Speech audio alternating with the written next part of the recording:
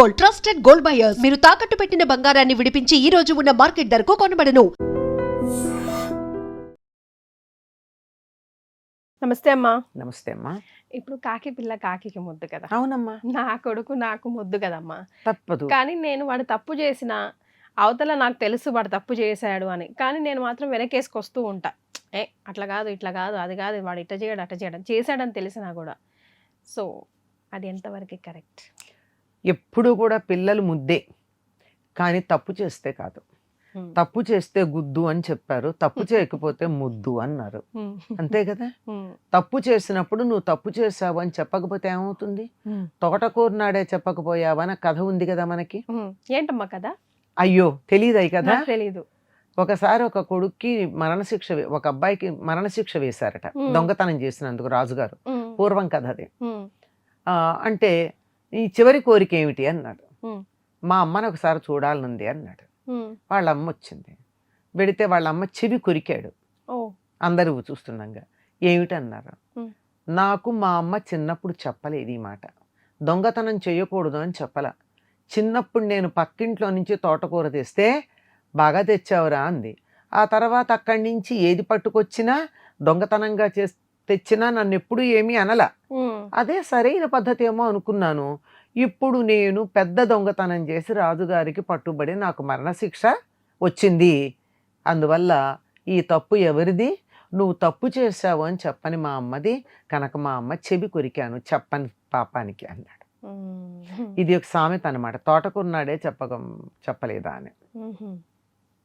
అంచేత మొదటిసారి తప్పు చేసినప్పుడు ఇది తప్పు అని చెప్పకపోతే అది సరైనది ఆమోదించారు అని చెప్పి మళ్ళీ చేస్తూ ఉంటారు. అంటే చిన్నప్పుడు కొంచెం చిన్న చిన్న పనులు, చిలిపి పనులు చేస్తే ముద్దుగా అనిపిస్తుందమ్మా. చిలిపి పనులు వేరమ్మా. చిలిపి పనులు వేరు, తప్పు పనులు వేరు.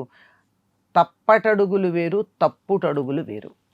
రెండిటికి తేడా ఉంది కదా. తప్పటడుగులు అంటే నడక నేర్చుకునేటప్పుడు అటు ఇటు చెదిరినటువంటి అడుగులు పడుతూ ఉంటారు.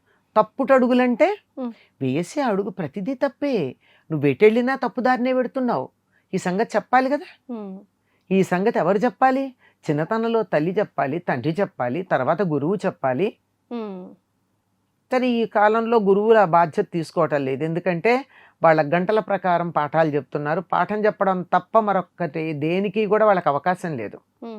అంచేత ఉపాధ్యాయుల్ని గట్టిగా అనడానికి లేదు. ఎవరైనా కొంతమంది పాతకాలపు చాదస్తపు ఉపాధ్యాయులు మాలాంటి వాళ్ళు పాఠం అనే దాన్ని అడ్డం పెట్టుకుని ఏదో ఒకటో రెండో నీతి వాక్యాలు చెప్తే కూడా సమయాన్ని వృధా చేస్తున్నారు సబ్జెక్ట్ చెప్పకుండా అనేటటువంటి మేనేజ్మెంట్స్ను ఉపాధ్యాయ వర్గాలు ఉన్నాయి. కనుక ఉపాధ్యాయులు లేదు, కనీసం ఇంట్లో చెప్పాలి కదా. మరి చెప్పకపోతే ఏమవుతుంది? తప్పు చేసి ఆమోదిస్తూ ఉంటే ఎవరో కాదండి వాళ్ళే అనుభవిస్తారు. ఉదాహరణకి మనకి ధృతరాష్ట్రుడు పిల్లల మీద మమకారంతో వాళ్ళకి ఏనాడు బుద్ధి చెప్పాల.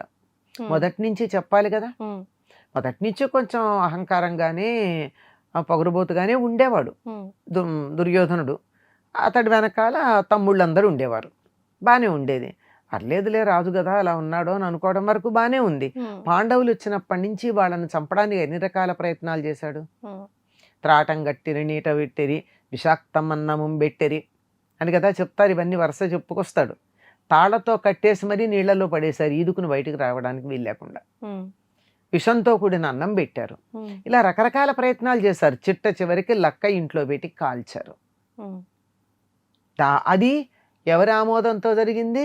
ధృతరాష్ట్రుడు ఆమోదంతోనే జరిగింది. కొడుకు వచ్చి ఏడిచాడు. వాళ్ళకంత బ్రహ్మాండంగా ఉంది, వాళ్ళు ఇలా ఉంటే ఎట్లా, వాళ్ళ మీద అభిమానం పెరిగిపోతోంది ప్రజలకేనంటే ఏర్పాటు చేయడానికి వాళ్ళని దూరం చేసుకోవడానికి మార్గం ఏమిటి అంటే ఈ లక్క ఇంటి ప్రణాళిక చెబితే ఏం చెప్పాడు? మీరు యాత్రకు వెళ్ళండి, బాగుంటుంది, అక్కడికి వెళ్ళి కొంతకాలం ఉండిరండి అని చెప్పాడు. తెలుసు కదా వీళ్ళ ప్రణాళిక, తెలిసి ఆమోదించాడు కదా. చివరికి ఏమైంది? 100 మంది కొడుకులు చచ్చిపోయారు. ఎవరి మీద ఈయనకి మనసులో బాధ ఉందో ఆ భీముడు అన్నం పెడుతూ రోజు పిండాకుడు తిను, నీ కొడుకులది కూడా నువ్వే తిను అని చెప్పి పెట్టేవాడు. అనుభవించాడు కదా. కనుక పిల్లలు బాగుండాలంటే తప్పు చేస్తే చెప్పాలి. వాళ్ళు బాగుపడితే బాగుంటుంది, కానీ తప్పో ఒప్పో చేసుకుని ప్రతి దానిని వాళ్ళు చేసిన ప్రతిదానిని ఆమోదించి బాగుందని భేషని దానికి కావలసినటువంటి సదుపాయాలు ఏర్పాట్లు చేస్తే జరిగేదేమిటి ఇదే. దీన్ని ఏమంటారంటే పిల్లలు తప్పు చేస్తూ ఉంటే కూడా అది గమనించకుండా, గమనించినా కానీ వాళ్ళని ఏమీ అనకుండా ప్రేమగా చూస్తూ ఆమోదించేటటువంటి ప్రేమని ధృతరాష్ట్రుడి ప్రేమ అంటారు. ధృతరాష్ట్రుడి ప్రేమ ఏం చేసింది? నాశనం చేసింది. కొడుకులందరూ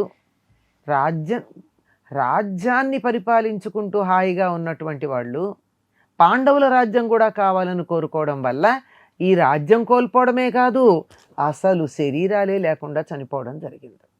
కనుక పిల్లలు తప్పు చేస్తుంటే పెద్దలు సరైన దారిలో పెట్టాలి. పిల్లలు ముద్దే. మనకు సామెత ఉంది కదమ్మా,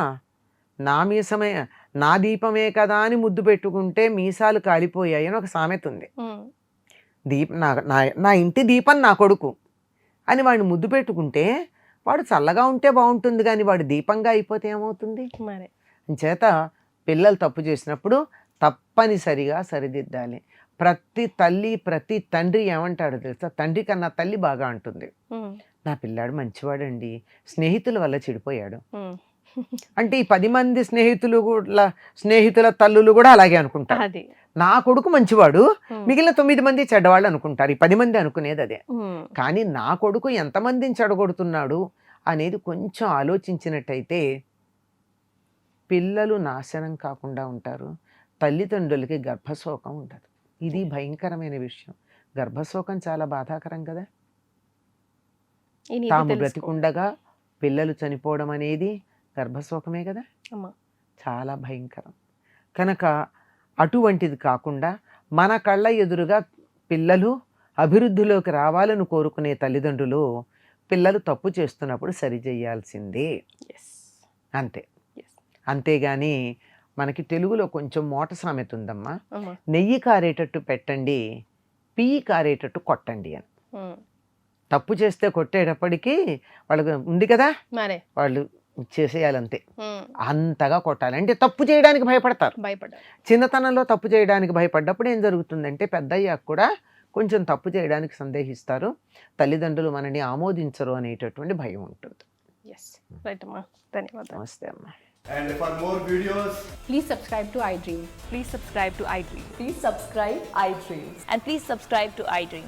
For more videos, subscribe to iDream. please like, share and subscribe to the channel. Congratulations, iDream. Subscribe to iDream. Subscribe to iDream. So subscribe to iDream Media. iDream ki iDream team andarki huge congratulations. Please subscribe iDream Media. Please subscribe to iDream. Subscribe iDream. Please subscribe to iDream. iDream అంటే నా కళల channel subscribe చేసుకున్న నోరు తిరుగుతలేదు, మీరైతే గంట గుర్తు కొట్టండి. For more such videos, please subscribe to iDream.